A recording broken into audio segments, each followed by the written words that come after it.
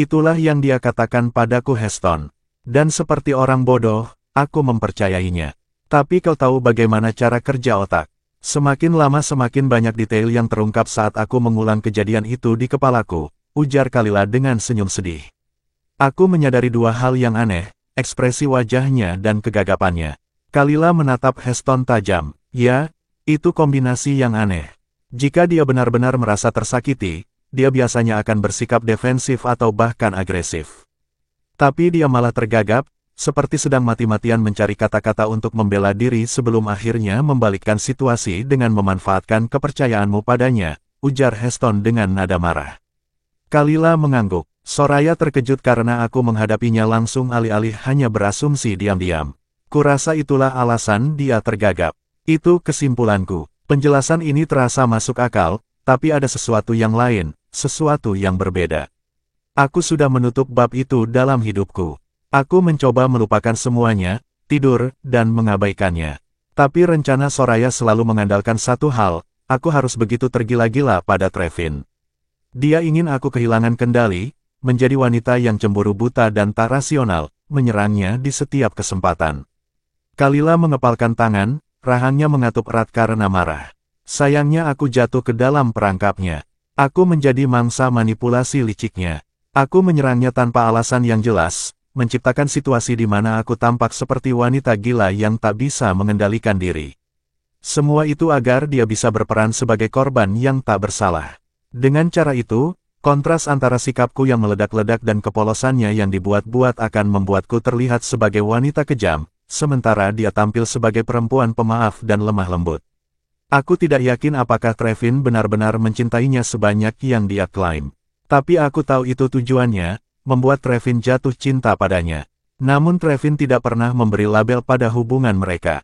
Dan aku tahu pasti, Trevin yang kukenal bukanlah pria yang ragu-ragu. Jika dia benar-benar mencintainya, dia tidak akan setengah-setengah. Kalila tertawa sinis sebelum melanjutkan, lalu kenapa aku harus membantu Soraya terlihat lebih baik? Kenapa aku harus mengorbankan diriku untuk membantunya? Aku menolak menjadi katalis hubungan mereka. Aku menolak perasaanku diperlakukan seperti sampah hanya karena seorang wanita manipulatif. Suara Kalila meninggi, penuh emosi, hingga pada akhirnya hampir berteriak. Baginya, mencintai seseorang berarti melihat mereka dalam cahaya yang berbeda, terpikat pada setiap kata dan gerakan mereka. Seperti ngengat yang tertarik pada api, bahkan dengan risiko terbakar, kau tetap ingin mendekat. Tapi ketika cintamu tak berbalas dalam waktu lama, hatimu perlahan berubah gelap. Saat kau melihat mereka memberikan perasaan yang kau dambakan kepada orang lain, kau mulai membandingkan dirimu dengan orang itu, mencoba menyesuaikan diri agar lebih mirip dengannya, berharap perhatian orang yang kau cintai akan beralih padamu. Dan jika kau membiarkan dirimu terus bergantung padanya, perasaan itu berubah menjadi obsesi yang tak bisa kau kendalikan. Pada akhirnya, dirimu yang dulu, yang tulus dan penuh harapan akan menghilang. Kau mungkin masih mengingat bagaimana perasaanmu di awal, tapi kau tak akan pernah bisa mengembalikan cahaya itu. Bahkan saat kau siap untuk melepaskannya, luka itu tetap ada. Itulah yang terjadi antara dirinya dan Trevin. Hubungan mereka sejak masa kanak-kanak hingga dewasa, dapat dirangkum dalam satu kalimat. Cinta tak berbalas yang secara mengejutkan berujung pada pernikahan. Lalu seperti yang sudah diduga, perceraian. Apa kau melakukan semua ini hanya untuk menyakiti Soraya? Suara Heston memecah keheningan, tajam dan menusuk. Setelah bertahun-tahun mengenalnya, apa kau masih belum memahami siapa Trevin sebenarnya? Dia adalah pria berhati dingin. Kenapa kau membuang waktumu bertaruh padanya? Aku tidak punya banyak waktu lagi Heston, jawab Kalila, nadanya tegas. Aku tidak peduli dengan Soraya.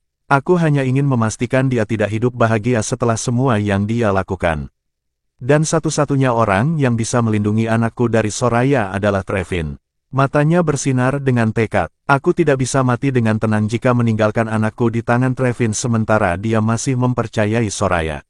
Aku harus berjuang untuk masa depan anakku, atau aku akan menyesal seumur hidup, bahkan setelah mati. Saat Kalila mengucapkan kata-kata itu kepada Heston, dia juga mengingatkan dirinya sendiri bahwa dia adalah satu-satunya yang bisa melindungi bayinya. Dia tahu Trevin tidak bisa dipercaya, apalagi dengan kehadiran Soraya yang begitu licik dan manipulatif. Kalila takut anaknya akan tumbuh dalam penderitaan tanpa ada yang bisa diandalkan.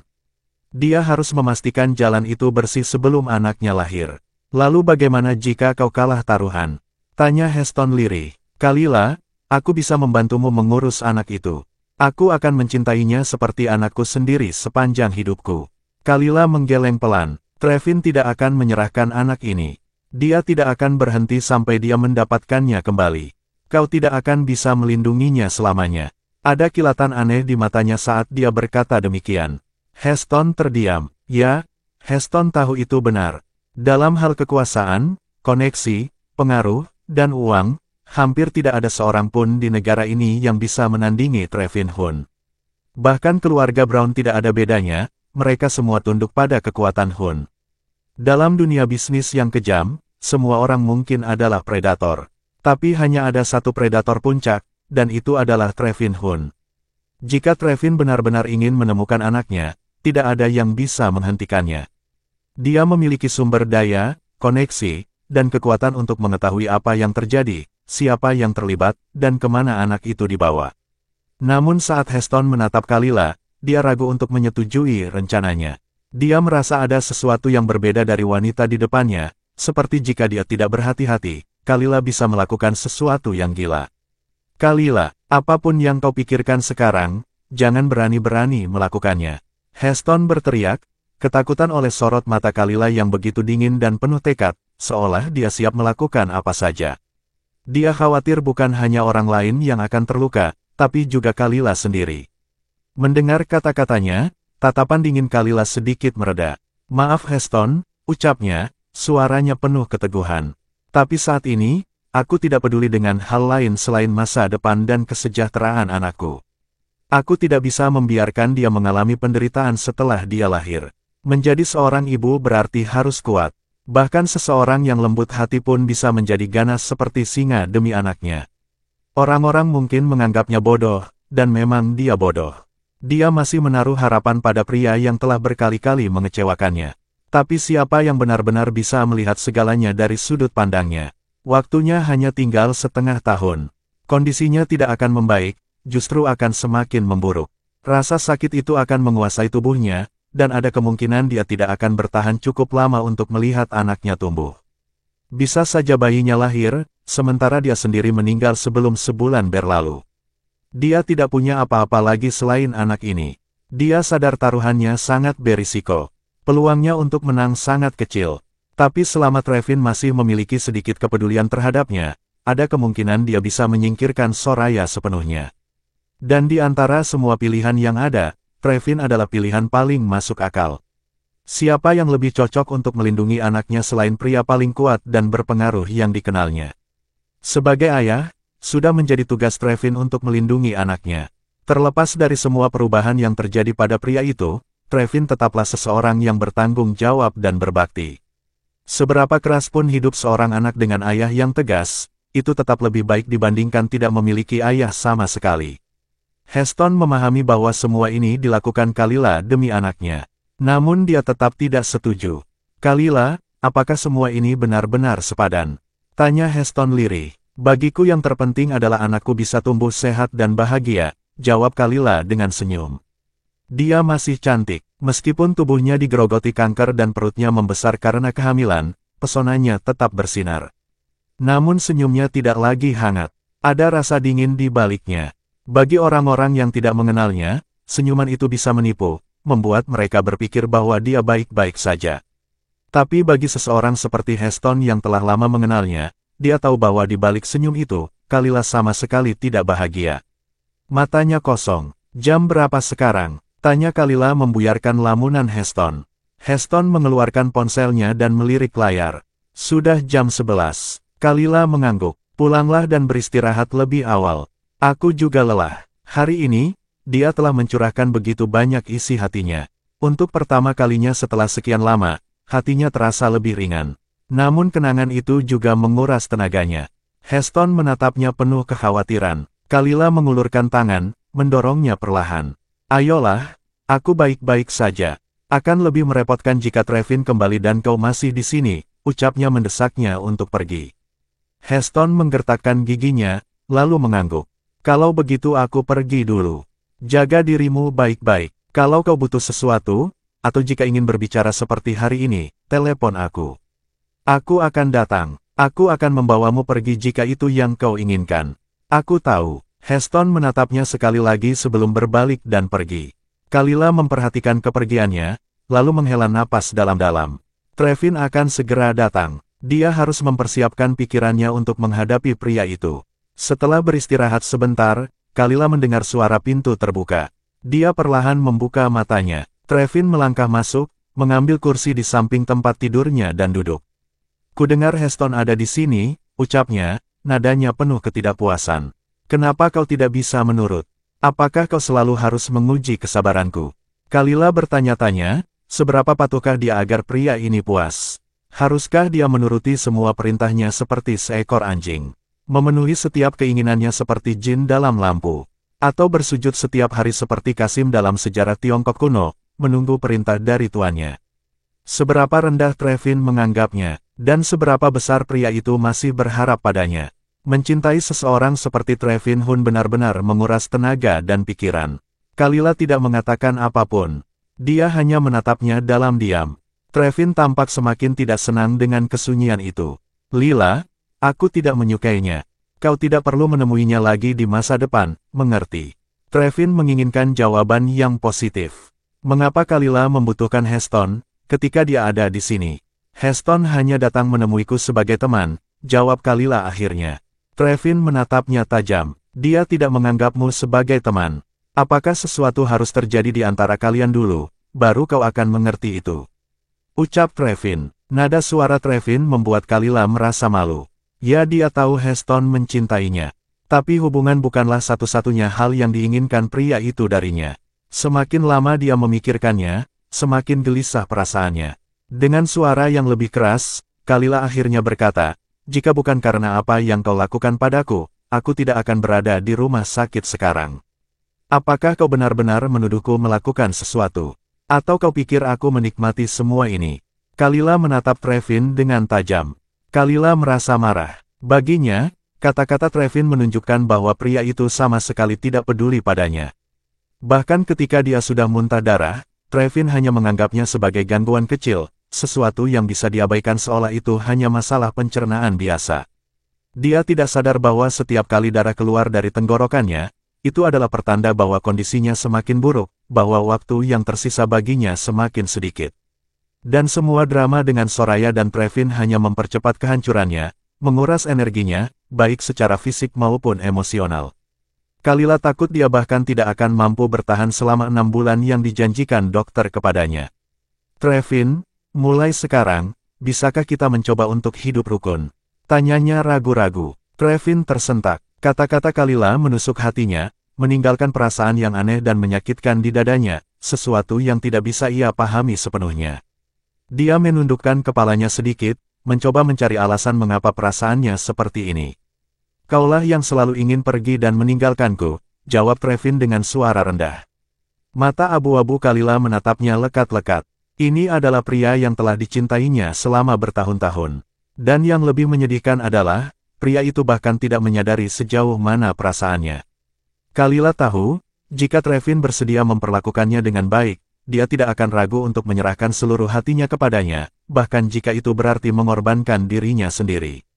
Tapi pada titik ini, apakah itu masih ada artinya? Dia pernah membaca sebuah pepatah, usaha yang tulus akan selalu mendapatkan balasan yang baik. Namun setelah bertahun-tahun berusaha dan mengorbankan begitu banyak hal, apa yang ia dapatkan? Tidak ada. Semua kerja keras dan rasa cintanya ternyata sia-sia. Kini, meski ia telah menyerah, perasaan itu masih meninggalkan kekosongan yang dalam di hatinya. Untuk sesaat, Kalila merasa bingung. Bagaimana hubungan mereka bisa berakhir seperti ini? Dengan suara serak, dia akhirnya bertanya, jika aku tetap di sisimu, apakah kau bersedia mengusir Soraya? Trevin terdiam. Dia terkejut. Ini bukan pertama kalinya Kalila menanyakan hal itu, tapi tetap saja, pertanyaan itu selalu membuatnya tidak siap. Karena, sejujurnya, ia tak pernah berpikir untuk mengusir Soraya. Bahkan, gagasan itu tidak pernah terlintas di benaknya. Soraya memiliki penyakit jantung, tubuhnya lemah. Jika sesuatu terjadi padanya, Trevin tidak akan bisa memberikan penjelasan kepada ayahnya. Dia sudah berjanji untuk merawat Soraya, dan itu adalah janji yang akan ia tepati. Kalila ingin memaksanya memilih antara dirinya dan Soraya. Namun, bagi Trevin, kedua wanita itu tidak bisa dibandingkan. Mereka memiliki tempat yang berbeda dalam hidupnya. Kalila mengenalnya terlalu lama untuk tidak menyadari apa yang ada di pikirannya. Satu tatapan saja sudah cukup baginya untuk membaca apa yang Trevin rasakan. Trevin, Kalila tersenyum sedih. Di matamu, aku tidak akan pernah sebaik Soraya, bukan? Apakah karena aku mencintaimu? Apakah perasaanku begitu kecil, begitu tidak berarti, sehingga bisa diabaikan begitu saja? Matanya mulai berair, tapi ia menahan air mata itu agar tidak jatuh. Dia menarik napas dalam-dalam, mencoba menekan rasa sakit yang menyelimuti hatinya. Jika suatu hari aku mati, lanjutnya dengan suara bergetar, apakah kau akan langsung menikahi Soraya dan menjadikan anakku sebagai miliknya? Apakah ini yang sudah kau rencanakan selama ini? Trevin membeku. Dia tidak menyangka Kalila akan berkata seperti itu. Dan sebelum dia bisa membalas, Kalila terus berbicara. Karena kita berdua tahu Soraya tidak bisa hamil, bukan? Penyakit jantungnya membuatnya mustahil untuk mengandung bayi hingga cukup bulan. Jadi, apakah ini alasanmu menginginkan anak ini? Supaya kau bisa membangun keluarga yang kau impikan bersama Soraya.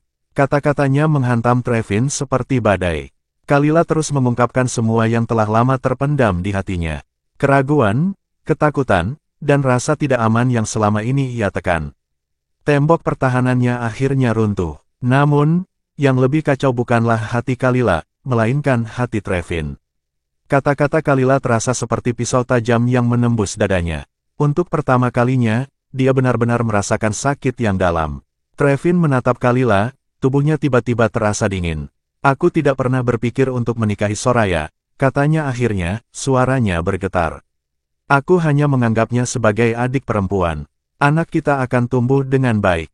Dia tahu ini semua salahnya. Bahwa Kalila memiliki begitu banyak keraguan terhadapnya, dan dia tidak pernah menyadarinya sebelumnya. Kalila terdiam. Sesaat kemudian, dia tersenyum tipis. Benarkah? Tanyanya pelan. Semuanya akan baik-baik saja, kan? Trevin menatapnya. Dia hampir mengatakan, iya. Namun, sesuatu dalam dirinya menahannya. Dia tahu, masih ada lebih banyak pertanyaan di balik tatapan Kalila. Dan dia tidak akan membiarkan dirinya terjebak dalam memberikan janji yang mungkin tidak bisa ia tepati. Alih-alih menjawab, Trevin mengalihkan perhatiannya ke meja di samping tempat tidur. Matanya tertuju pada obat-obatan yang tertata di sana. Dia mengerutkan kening. Kapan dokter meresepkan obat ini? Tanyanya curiga. Dan kenapa aku tidak diberitahu? Kalila melirik botol-botol obat itu. Kau tidak ada di rumah sakit saat itu, jawabnya tenang. Jadi bagaimana kau bisa tahu? Lagi pula, dokter tidak perlu meminta izin darimu untuk meresepkan obatku, kan? Trevin tidak menjawab. Jangan khawatir, Trevin, lanjut Kalila. Aku sudah memastikan bahwa obat ini tidak akan membahayakan anak kita. Trevin menatap botol-botol itu dengan ekspresi rumit. Dia tahu satu hal, Kalila paling benci minum obat. Namun, sekarang dia dengan rela meminum semuanya demi bayi mereka. Dan itu menyakitinya lebih dari yang bisa ia ungkapkan.